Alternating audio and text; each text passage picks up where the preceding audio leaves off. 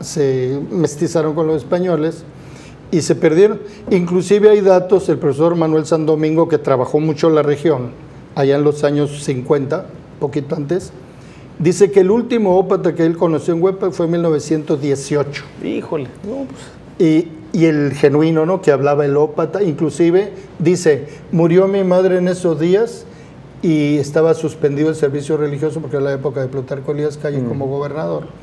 Situaciones también históricas. Y fue a ver un ópata en la iglesia de Huepac que era un señor ciego, y efectivamente hasta le cantó en latín, le hicieron las exequias a la señora, sepultó a su madre en Huepac y deja el registro de que a él le consta que era el último ópata genuino. Caray. Estamos hablando de hace mucho tiempo. Ya casi van a ser 100 años de ese testimonio. Sí, ¿no? Cómo no. Después hubo otro en Huepac que lo conocí muy bien, se llamó Carmelito Palomino, era músico. De origen. Era de origen ópata, todos sus rasgos, pero no hablaba el dialecto. Hablaba una que otra palabra suelta. Para mí es el último ópata. No estaba mestizado, tenía toda la tipología. Y de hecho, maestro, cuando uno revisa los textos en relación a la historia del río Sonora, se da cuenta que la población más numerosa, pero eran numerosísimos, eran la nación ópata, y esta, pues curiosamente se amestiza, desaparece. Eso nos da una idea de que los españoles que llegaron a esa región tuvieron un comportamiento diferente, ¿no? Se fueron integrando a la Fue región. la labor de los jesuitas. La labor de los jesuitas, ¿no? La labor de los jesuitas fue clave para ese mestizaje, porque dicen los historiadores que no sacaron armas, no militarizaron, le fueron a la evangelización. Y con eso ganaron mucho. Tanto que Babiaco, Raconchi, Banamich, Huepac después, Sinoquipe y Arizpe, en 10, 12 años ya estaban mestizados. Para 1648, que Arizpe fue el último de esa región, ya estaba perfectamente sólida la mestización, la evangelización, y no necesitaron armas, no hubo encuentro, ni combates, excepto la rebelión de los ópatas en 1691. Así es. Pero ese ya fue otro asunto. Ok, vamos a hacer un corte, regresamos con datos históricos sobre el río Sonora con el profesor José Jesús Terán. Regresamos en un momentito.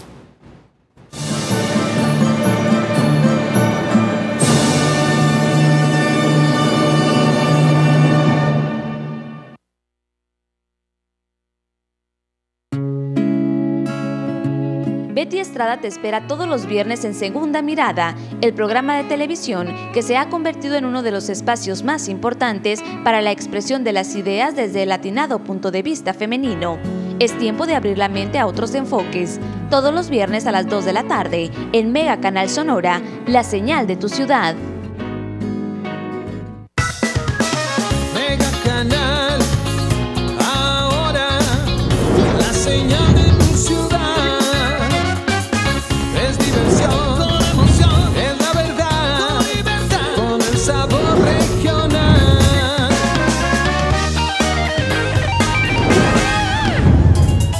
Es diversión, con emoción, es la verdad, con libertad, con el sabor regional.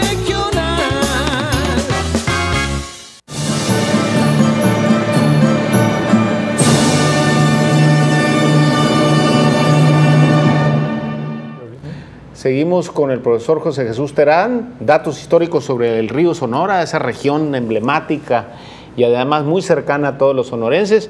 Y bueno, para cerrar un poco lo de los ópatas, era la población más numerosa, se fueron amestizando, desaparecieron, hay testimonios de los últimos, pero quisieras comentar algo. Sí, cómo no.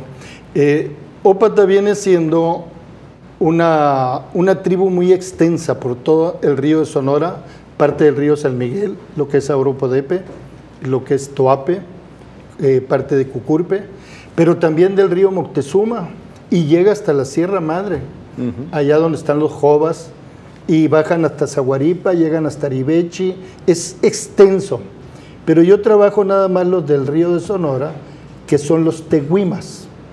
Los tehuimas son la base de esa región, y eran muy dóciles. Es un subgrupo Es un subgrupo de la Gran Nación. Ópata. Y es importante que el público lo sepa porque siguen los Seudebes al sur, Así es. los Coahuinachis al suroeste, Zaguaripes Coahuinachi.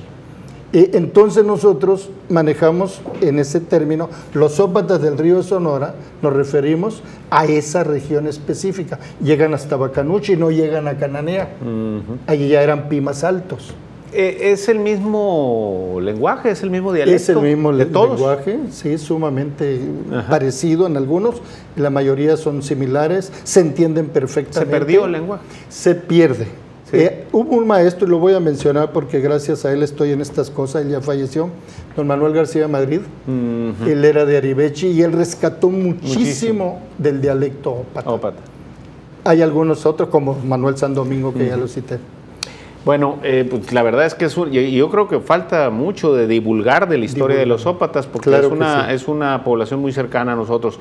El primer pueblo que se funda en el río Sonora, ¿cuál es? Babiácora. Babiácora. E inmediatamente a Conchi. Como misión, ¿verdad? Son misiones. De tal manera de que Bartolomé Castaño, que venía directamente comisionado, voy a decirlo así, nombrado para, primero llega a Ures, luego se van a Camerío y Rayón, y luego se va a Babiácora, pero ya acompañado de Pantoja. Y estos son los pilares de la fundación de 6 pueblos. Babiácora, más o menos, Conchi, ¿qué época? Estamos hablando de 1639 a 1648, que el último en fundarse es Arizpe. Es el último. De tal manera que toda esa región, que abarca los 7 municipios, excluyendo Cananea, tiene una gran influencia jesuítica por esos 2 hombres. Y en 1646 se le suma un brillantísimo misionero que se apellida de la Canal. Jerónimo de la Canal, que es el encargado de fundar Huépac, el pueblo que se habían saltado para seguir al norte. Y tiene, los nombres los conservan, son ópatas. Claro, sí, todos ellos. Sí, sí. Y las características de muchos de nosotros de allí, presumo un poco, mi bisabuela materna era mitad ópata. Algo me tocó, algún gel me tocó por allí. Pero hay mucha gente en la región que todavía conserva características fuertes, así medio, no chaparros, se oye feo, no bajitos, pero sí fuertes, morenos, un tanto recios. Entonces, la primera población, el asentamiento fue Babiácora. Babiácora y Aconchi. Babiácora y Aconchi. ¿Cuál era la actividad económica preponderante? Obviamente, supongo que la minería, ¿no? Pero también había algo de agricultura, ¿no? En la época que llegaron los jesuitas, la actividad increíble, pero qué bueno que el público lo esté escuchando, era la agricultura. Tenían sistemas de riego. Bueno, pero tiene una vocación agrícola el río. Así es. Pues cualquiera que vamos... En esa parte, ¿no?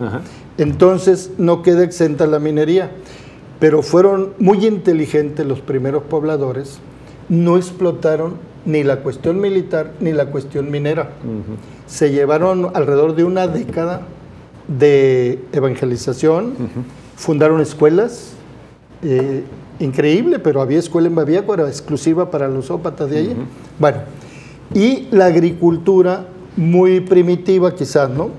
Pero con sistemas de riego, embalsando el río, sembraban maíz, calabaza. Algunos tenía una gran productividad. Una gran productividad, eran autosuficientes. Pero cuando ya llegan los jesuitas, que sabían hacer de todo, lo mismo te daban una clase en latín que te daban una clase de cómo sembrar el trigo. Pues llega el fabuloso trigo. Así es. Y se hace parte del desarrollo agrícola. Y ese fue el gran éxito. Y ahí es donde viene la integración de la cultura, ¿verdad? Ahí alrededor del trigo empiezan ellos y se crean guisos muy... Ahí surge la tortilla de harina. Ahí surge la tortilla de harina, efectivamente. Bueno, dicen los antropólogos que ahí está el origen, incluso la tortilla grande o de agua, ¿no? De agua, mal llamada, no quiero decirlo cómo, pero la tortilla de agua ahí surge. Bueno, en el caso de Sonora, ¿qué consideras tú que es la actividad? ¿Por qué es tan importante esa región para Sonora? Es muy importante, desde el punto de vista histórico, aclarando que es Río de Sonora, históricamente lleva el D. Le quitaron el D, ¿verdad? Y ya le quitaron el D. Vale. El asunto está que es importante, una, porque fue la vía de paso natural en el avance hacia el norte, con agua segura, con tribus en paz, etcétera, etcétera. Pero en el siglo XVIII, de 1700 a 1800, se desarrolló mucho la minería, Sí. sobre todo en la región de Arizpe, bastante. La minería, la plata de Sonora fue famosísima. Yo tengo lista de envíos de plata del río de Sonora a Parral a pagar el quinto, Quinto real. el quinto del real. Y es una cantidad enorme de plata de la región. Claro, terminan por agotarse. Pero luego siguieron mejorando los sistemas de explotación minera con gentes de Guaymas, empresarios de Guaymas, y siguieron minas famosísimas como Babicanora, que a mediados del siglo XIX, estaba? al sur de Arizpe, Al sur entre de- Sinoquipe y Arizpe, ya es región abandonada. La despilararon y se hundió.